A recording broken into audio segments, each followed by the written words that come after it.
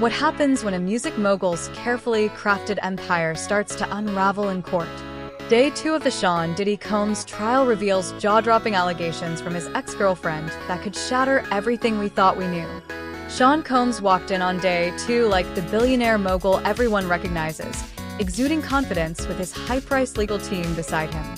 But that polished persona was about to crumble as the courtroom prepared to hear testimony from one of his closest insiders. The calm before the storm. Diddy's confident entrance. Shawn Combs entered the courtroom on day 2 looking every bit the billionaire mogul we all know, confident and composed, surrounded by his high-powered legal team, nodding and even smiling occasionally as he acknowledged familiar faces in the room, projecting the image of a man ready to handle whatever came his way. But beneath that calm exterior, something was about to crack, and the proceedings would soon reveal a side of him very few have seen. The courtroom was packed, the air thick with anticipation as all eyes focused on Diddy, waiting to hear from Cassie Ventura, his ex-girlfriend and key witness. As Cassie took the stand, the atmosphere shifted instantly. Gone was the relaxed swagger, replaced by a tense energy, signaling this testimony was going to challenge the very foundation of Diddy's carefully crafted public persona. Before the first words were even spoken, those familiar with courtroom drama noted the subtle but telling change in Diddy's demeanor. The man who had so often seemed untouchable suddenly appeared guarded. Meet Cassie Ventura, the key witness. Cassie Ventura, Diddy's ex-girlfriend and one of his accusers, took the stand looking visibly pregnant yet unshaken. She began slowly, recounting how she met Diddy at 19 and the staggering power and balance that shaped their decade-long relationship. At just 19, Cassie was a young model hoping for a music career, while Diddy was already a major player in the industry, a millionaire many times over, with connections everywhere. The power difference was massive from day one, and Cassie testified that Diddy knew exactly how to use that power to control her life. What started as a hopeful beginning soon turned into a complex web of control and manipulation. She described how he directed everything from the clothes she wore to how she interacted with others, constantly monitoring her movements. Despite being visibly pregnant while testifying, Cassie's resolve didn't waver as she detailed the coercive environment she lived in. Her narrative drew the courtroom in, slowly peeling back the layers of a relationship where personal and professional boundaries were blurred and abused. This testimony is crucial, as Cassie offers the most intimate glimpse into Diddy's private world, revealing a story far darker than the public persona anyone knew. Her courage to come forward and speak openly about such a turbulent relationship marks a turning point in the trial, putting a powerful figure under intense scrutiny and shifting the courtroom's energy visibly. As she spoke, every detail added to a mounting case that challenges the empire Diddy carefully built over decades. Behind closed doors, control and manipulation. Cassie revealed a controlling relationship where every aspect of her life was monitored, from her wardrobe to who she spoke with. Allegations emerged that Shawn Combs installed tracking software on her phone, allowing him to know her whereabouts within minutes of her arrival somewhere. Cassie claimed he would show up unexpectedly if she was out with friends, demanding constant updates on her location. The shocking freak-offs and coerced acts. One of the most disturbing revelations involved the so-called freak-offs, events where Cassie was pressured to participate in voyeuristic encounters orchestrated by Diddy. Though she initially claimed to enjoy these moments for the connection they provided, her emotional breakdown revealed a darker reality. The freak-offs were not just casual events but carefully controlled experiences where Diddy dictated everything from who was involved to how Cassie should interact with the participants. She described how these encounters felt less like choices and more like obligations that she feared refusing could bring retaliation or even blackmail. Cassie explained that at 21 or 22, young and naive, she didn't fully understand evidence unveiled, photos, messages, and texts.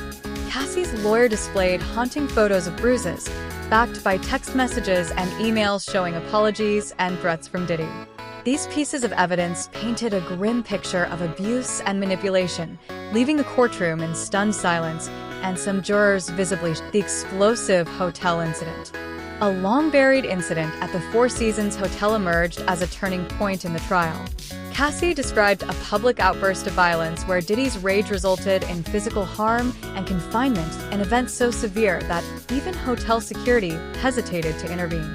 She testified that Diddy became enraged after seeing her talking to another music executive. His smile disappeared, and he grabbed her arm so hard it left marks, whispering threats in her ear while maintaining his public face in front of others at the event. The tension escalated quickly as Cassie told the court that Diddy literally dragged her through the hotel lobby to the elevators, crying and trying to pull away. The scene was intense enough that hotel security approached, but they backed off upon recognizing Diddy. The security guard asked if everything was okay, and when Diddy assured him it was, he walked away, neglecting to check on Cassie's well-being. This shocking moment, previously unknown to the public and media, revealed the darker side of a man known for his smooth public persona. Cassie then presented photos taken the morning after the incident, showing bruises on her arms, a split lip, and redness around her neck. These images were unpolished, shaky bathroom mirror shots, making the damage feel raw and real. She explained she took the photos out of fear that no one would believe her otherwise. Diddy's legal team fiercely challenged the admission of these photos, citing authentication and timing issues, but the judge denied the objections, letting the images be seen by the jury. The jurors' reactions spoke volumes. One female juror covered her mouth in shock, while others looked away, struggling with the disturbing evidence. This hotel incident became the bombshell nobody expected, a moment that shifted the entire narrative and exposed cracks in an otherwise untouchable image. What was meant to be a typical industry afterparty turned into a nightmare, and Cassie's courageous testimony about this night felt like the moment that could define the trial's outcome. Diddy's unraveling, losing control on the stand. As Cassie continued her testimony, Diddy's cool, composed facade began to crack, and then shatter completely, right in front of everyone in the courtroom. Observers noted how he started shaking his head, whispering loudly to his lawyers, trying to contain himself. The man famous for his calm and collected persona suddenly looked cornered and desperate, unable to stop his reactions. His legal team was seen frantically trying to calm him down, even passing him notes that urged him to stay calm, in all capital letters. But none of it seemed to work. At one point, Diddy slammed his hand on the table so hard the sound echoed through the room. The judge immediately warned him, threatening to remove him from the courtroom if he couldn't control himself. The atmosphere was electric, witnessing a titan of the music industry unraveling like never before. Through it all, witnesses observed him mouthing, "That's not true," whenever Cassie described something particularly damaging.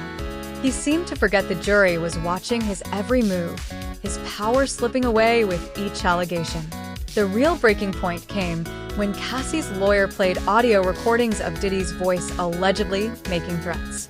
In a burst of frustration, Diddy shot up from his seat, shouting at Cassie that that's not how it happened. Three of his lawyers had to physically restrain him, pulling him back into his chair as he tried to speak over the recording. The judge called for an immediate recess, however. The damage was done. Everyone saw the untouchable mogul show his vulnerable side, a man who lost control for the first time in a very public and painful way. Celebrity witnesses, and the crumbling empire. The courtroom heard about messages from longtime collaborators and well-known industry figures who witnessed concerning behavior, people who had been part of Diddy's inner circle for years, exposed to private moments no one outside the industry had ever seen before. These weren't just vague rumors or anonymous claims.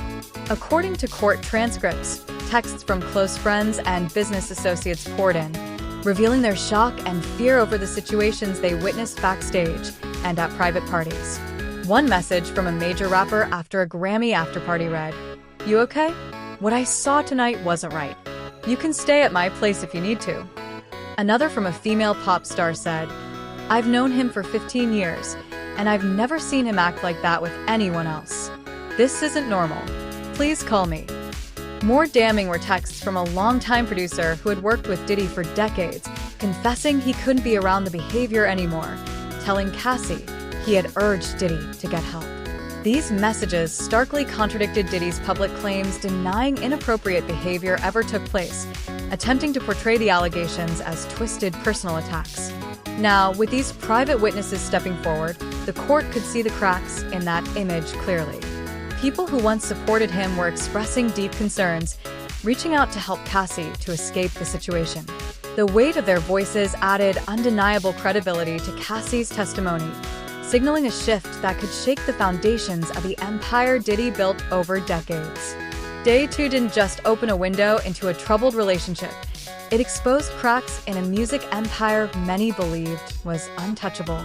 The testimony from Cassie Ventura, filled with vivid details and compelling evidence, peeled back the layers of a public persona that for decades seemed impenetrable. What we witnessed was not just the unraveling of a man's carefully